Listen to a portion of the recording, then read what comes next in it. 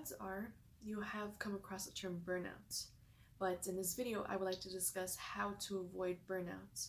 For those who are not familiar with the term, burnout is a state of mental and physical exhaustion. It can make it challenging for people to cope with stress and day-to-day responsibilities. It can leave someone to the point where they feel like they have nothing left to give, whether it might be mentally, physically, emotionally, or even spiritually. Anyone who is exposed to high levels of stress can experience burnout. It's not something that you can grow immune to.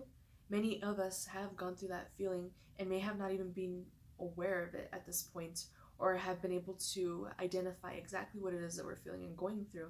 There are specifically 12 phases in burnout that can occur. The first is going to be excessive drive or too much ambition. Too much of anything, whether it be a positive trait, a seemingly harmless thing, a seemingly harmless habit, can be too much. It can be detrimental to your mental health and well-being, and that'll lead you to the second phase, which is pushing yourself to work harder. When there's an excessive amount of ambition, there's an excessive amount of pressure to push yourself to work at a certain speed or accuracy or frequency, and that can lead you to 3, neglecting your own needs. You will start sacrificing your self-care, like sleep, exercise, eating well, downtime, any of those categories. And then because of that, it'll lead to phase 4, which is displacement of conflict. Instead of acknowledgement that you're the one that has been biting off more than you can chew, you will start to place blame on others or something else outside of you. And 5 is no time for non-work related needs. So it kind of connects to neglecting those own personal needs. Your social life starts to feel burdensome instead of enjoyable when you're burned out. Phase 6 is denial. That impatience of those around you starts to mount up more and more and more as that person starts blaming outside of themselves, as they do not have time for anything outside of their demands and needs. 7, withdrawal. So with all of that, social invitations to parties, to movies, to anything that would normally bring that person joy starts to feel more burdensome instead of enjoyable. And it will cause a person to start withdrawing themselves because they're so burnt out from the thing that's sucking out their entire day that they start pushing away the things that they normally would enjoy before this stressor entered into their lives. 8 is behavioral changes. So you'll start noticing that not only is this person physically withdrawing, but their actual behavior and their demeanor is on that road of burnout. They'll become more aggressive. They'll be irritable. They'll snap at their loved ones the most. They'll snap at the people who are in proximity to them and wondering if they're okay, or just asking them simple questions or things that they normally wouldn't lash out at. Yet with all of this load, with the withdrawal, with emptying your cup completely, they're going to be so burnt out that they're getting to the point of having those behavioral changes that are irritable. And that leads to 9, which is depersonalization. Depersonalization will cause that person to go from being irritable to feeling completely detached from their life and detached from their ability to control the other things in their life, whether it be in a professional place, whether it be with family, whether it be with friends or loved ones. And that can lead to number 10, which is inner emptiness or even anxiety. And they'll start feeling empty, they'll start feeling anxious. They may turn to thrill-seeking behaviors or impulsive things to cope with that emotion because they don't know what's going on, and they're so depleted from actually doing the things that nourish them that they'll act more impulsive in things that kind of evade that feeling that they're going through at the moment, such as substance use, gambling, or overeating in cases of any individual who has any addiction prones or have addictive personalities in general. 11 is depression. So after that bout of emptiness and anxiety and kind of mania in a way, they'll get into depression. That life loses their meaning and they begin to feel hopeless because of the fact that they feel like they're detached, they're withdrawing, they're lashing out. There's this kind of weird distance or imaginary barrier that's going on with them, and they'll fall into depression. And that leads to the last phase of burnout, which is mental or physical collapse. This can impact the ability to cope. Like, this will be the most extreme phase that that person does not know how to pump the brakes or how to pause or how to just take a step back. If they get to this point, they'll be at a point of complete depletion, whether it be mentally or even physically, to the point where they feel weak, or they may even faint in some cases when they're burned out. So with that in mind, how do you avoid and address burnout in yourself and in others? You would have to take this thing called the 3R approach, which stands for recognize, reverse, and resilience. So when you recognize, you watch for those warning signs, like the ones that I started saying in the phases that you'll experience with burnout. Once you recognize that, you reverse, so you undo the damage by seeking support and managing stress and pumping the brakes a little bit and turning around and being like, wait, let me take part in the activities that I'm neglecting. Let me make sure I am sleeping well or eating a good meal or hydrating or exercising or having that downtime a little bit, or meditate or pray, or just go with the social circles that make you feel good. Surround yourself with loving energy, loving people, a loving environment.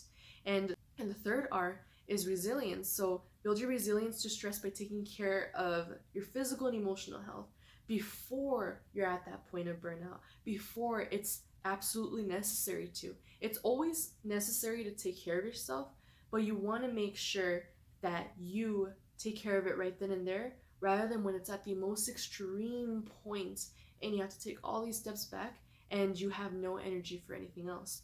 It's the chronic, small, little incremental things that you do every day, those are habits that you implement into your routine every single day that help keep you from getting to that excessive burnout point.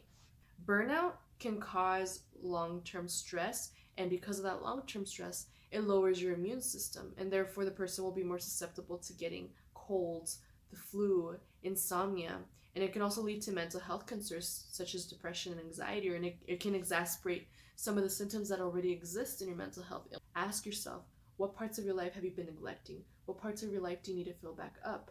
What care acts, what parts in your routine can you adjust to ensure that you get a few moments of nurture and sanity into your day-to-day life? These are a couple tips that you can follow to manage the stress in your day-to-day life and keep it at bay, so that way you don't get overwhelmed with the stressors out there. You don't get overwhelmed to the point that the things that you normally want to engage in your life no longer become a possibility because you're so emptied out from the other things that have been overwhelming and taking up your schedule. So some tips to manage stress could be exercise. Exercise and working out regularly does wonders for both your body and your mind. If, for example, you're physically burnt out, then this won't apply to you, but this isn't a one-size-fits-all. So the solutions and tips that I'm going to give, they need to fit into your routine. So if you're physically burned out, exercise wouldn't be your thing. If you're mentally burned out, then you would need to do something that gets you out of your headspace. So exercising can help a lot because you can just release those endorphins. You can get yourself to a state of relaxation because you will be induced to relax more when you incorporate that into your day-to-day life. And it may not even have to be like a full-on workout or anything like that, but maybe getting your body to move a little bit, you can get out that stress that's stored in your body. Getting out that stored up stress that can sit in our hips, that can sit in our low backs, that can sit in our jaws, that can sit in our shoulders. You can even focus on breath work. Breath work can do wonders. So this can be something you can incorporate into your routine. You can squeeze in 5 to 10 minutes of breath work. I highly recommend that you do so. So in order to do this, try to find a nice, quiet, undisrupted place that you could just go to. Close your eyes. Take a couple deep breaths, inhaling into your abdomen. So you should expand your stomach when you inhale, and then you should contract it when you exhale. That helps also trigger a calming effect with your sympathetic nervous system, with your vagus cranial nerve. Doing that will get you into a state of relaxation. And with your eyes closed, try to visualize an environment that really soothes you, or an environment that you think would soothe you, whether it be like a really beautiful open field, the ocean, space, a memory that just induces so much calmness in you, whatever it may be. And just keep breathing like that for 5 to 10 minutes of your day. And that can really reset so many things inside of you, and it can get you into a good space to approach and tackle on the rest of the demands in the day. Another thing could be taking breaks. So people that are burned out or about to be in burnout put a lot of pressure on themselves to perform at 150% all the time. So it's very important to make sure that you realize that breaks are very much important. You may think, no, I need to be productive. I need to get this project done. I need to get this task done. If I take a break now, it's going to be detrimental. But if you're already are high performing like that, if you're already high functioning like that, a break, I know you wouldn't let that distract you or procrastinate you, but take a little bit of a break. Trust me, walk away a little bit to what won't get you in any trouble, to what won't have any negative consequences. Taking breaks can actually help your productivity rather than harm it, because you'll go into it and you'll be like, okay, I can tackle on the rest because I gave myself a little bit of a break from being constantly exposed to this. I promise you, you're stronger than it. A few other tips to manage stress can even be to try to understand your own limits. And that does not mean in any way, shape, or form like, oh, you're just giving up. No. It's pausing a little bit and understanding, wait, there's a high amount of stress coming from X, Y, or Z, right? So recognizing and accepting your own limits will only allow you to realize what it is that you can tackle and be able to identify what it is that is triggering that excessive amount of stress. And maybe you'll be like, wait, it's this because I don't know how to do this, or because this causes some other sort of distress in me. And being able to understand that doesn't mean you're throwing in the towel. It means you are acknowledging something. You are putting your pride aside to admit something. And when you admit it to yourself, you give yourself back that power, and you're actually looking after yourself rather than just putting so many things on your plate all the time. Another thing you can do is allow yourself to put your phone down. So burnout isn't always going to be with tasks. Burnout can even be with just the sensory information out there. It could be an information overload with a lot of negative things that you see. It can be an information overload with just being so caught up in everything out there on social media, on the news, on interactions, whatever it may be. That can lead to severe burnout too. That's where it could be mentally exhausting because you're not physically in that environment, but it's just so much coming at you at such a fast amount of time. So set aside time, like at least in the beginning of your day, to not look at your phone for at least 5-10 minutes, whatever you're comfortable with, and of course depending on what it is you need to show up with. But I guarantee you that those 5 minutes can make a difference, and those 5 minutes aren't going to harm you in any way, shape, or form, as long as it's before the rest of your schedule. Just maybe add on 5 minutes before you take off, add on 5 minutes before you have to do that task, to just allow yourself to wake up and be phone free, news free, information free, demand free, just for those minutes, so that way you can get into a space where you are just waking up, you're just doing your thing at that moment, and then you step into your day, not right away having to address your day. That can be really detrimental to you. And you can choose to do this before you start your day and a little bit at the end. Ensure that you have at least a little bit of time where you're not thinking about the things you have to do and you're away from whatever it is that kind of draws you back into it, if that makes sense. Another way can be also to name your feelings. Sometimes when we're burned out, it can feel strange to acknowledge and name our feelings, or to just in general like stop and pause for that stuff. So it's very important to you take the power back by labeling it, because it feels like you are that feeling, you are that emotion, you are that circumstance. But when you actually say, hey, I'm feeling depleted right now, I am overwhelmed, like labeling them, letting it out, even if it's by yourself and just saying it out loud, can help you. It won't mean that you're surrendering. It won't render you powerless. In fact, it'll give you the power back to kind of grab it and be like, okay, this is over here. This isn't all of this. I'm not this thing over here. It's right here.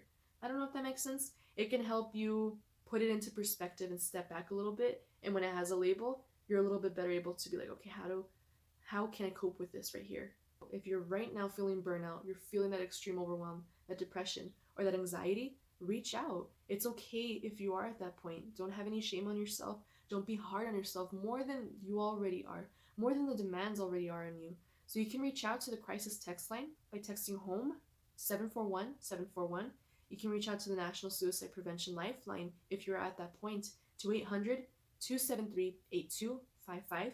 You can call the NAMI helpline at 800-950-6264. You can even reach out to the National Hopeline Network at 800-442-4673. You can reach the Disaster Distress Helpline at 800-985-5990. Or you can reach out to Mental Health America by texting MHA to 741-741. Doing that doesn't mean that you're giving up. It doesn't mean that you have lost. It doesn't mean that you failed at anything. It just means it happens. You can get carried away. It can reach to a point where things just suck everything out of you. But you have to remember that you can't set yourself on fire to keep everybody around you warm. It's important to fill your cup back up, fill up your vessel, take care of yourself, because you're the one approaching everything in life. You know that you can refill your cup back up. You can take really good care of yourself. And most importantly, you're not alone. You're seen, you are heard, and you deserve to have really, really good mental health and well-being. So I applaud you for clicking on this. That means that you're trying to educate yourself about it. You're trying to see what tools you can take to avoid burnout. And just remember that we are of better service to others when we do take care of ourselves. We have this, historically, the stigma to self-care being selfish, but it's not. It's taking care of the very driving instrument that reaches out to the outside. Do whatever it takes to help manage your stress in a chronic way, so that way you don't have to worry about getting to a point where there's a breakthrough or a breakdown. You're supported.